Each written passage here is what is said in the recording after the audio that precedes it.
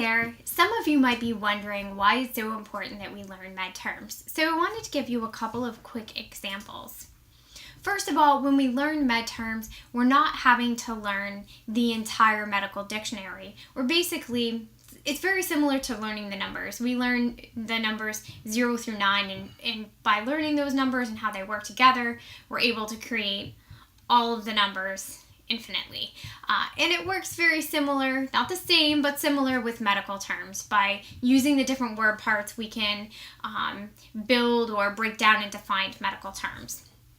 So a quick example, if you're answering the phone in a medical office and someone is referring a patient for chronic paniculitis with lipomembranous changes, it can be difficult to interpret that and transition that into the written word. And it becomes increasingly more difficult if you have more difficult phrases. A lot of our medical terms don't sound the way that they're spelled. And while we can maybe stop and ask someone to spell one word to make sure that we're getting that written down correctly, we certainly can't expect others to spell every word for us. We also need to be able to recognize medical terms when they're written down. So that's one of the reasons why it's so important to learn terms.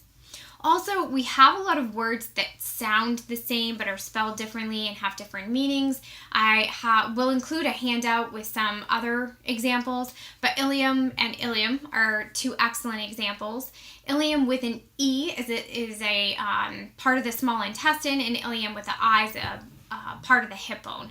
So we have to use contextual clues to make sure that we're spelling the correct word at various points. And, obviously if we're referring a referral or a summary from a gastroenterologist and we're talking about a patient's gastrointestinal health, it's probably going to be the ileum with the E.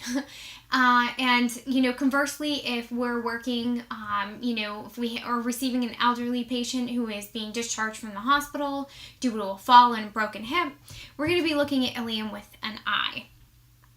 So those are just a couple of examples of why it's so important to learn your medical terms. And of course, you always want to convey yourself as a competent medical professional. So if you are going to be working in the medical field, I do highly encourage that you make your flashcards and you learn as many of these terms as possible. It's definitely going to be knowledge that's helpful to you. So thanks so much for your time, everyone, and I hope you're enjoying the class so far.